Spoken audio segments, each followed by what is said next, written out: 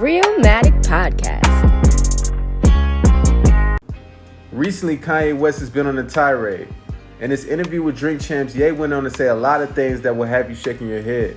But the most polarizing statement was what he had to say about the death of George Floyd. I watched the George Floyd documentary that Candace Owens put up. One of the things that his two roommates said was, they want a tall guy like me. And the day when he died, he said a prayer for, 8 minutes. Mm-hmm.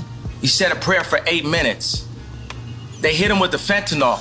If you look, the guy's knee wasn't even on his neck like that. When he said mama is his girlfriend. They said he screamed for his mama. Mama was his girlfriend. It's in the documentary. As you can see, this had a lot of people in outrage against Kanye. Celebrities like Lil Boosie and even the former President Donald Trump spoke out against Kanye, calling him crazy and saying that he needs help. As more news broke loose, allegedly, the family of George Floyd may look to take legal action against Kanye, which might subsequently involve the host of the show, N.O.R.E, who in the clip was clearly complicit with Kanye's take. N.O.R.E, like many other podcasters, was looking to take advantage of the opportunity that was presented to him. Unfortunately, that decision may come back to haunt him.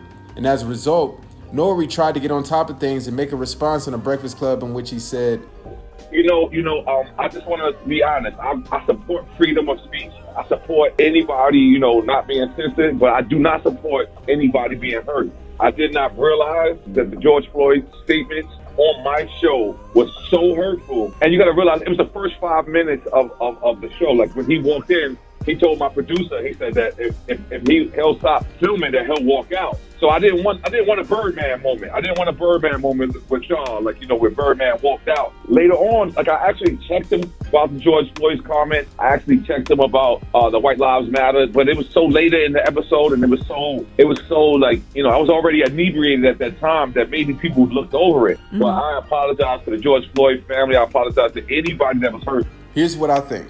When you're dealing with a volatile person like Kanye, you have to draw a line in the sand. It's either you're going to play it safe or you're going to go all out.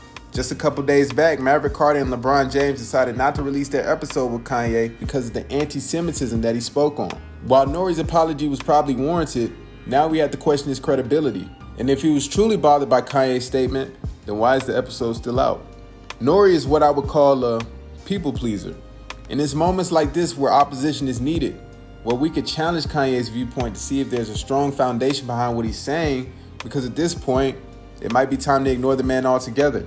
And honestly, there are a lot of people that think the Drink Champs should be canceled completely. But what do you think?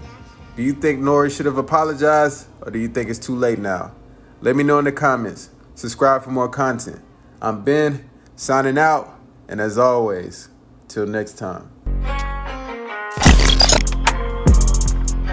Real Matic Podcast.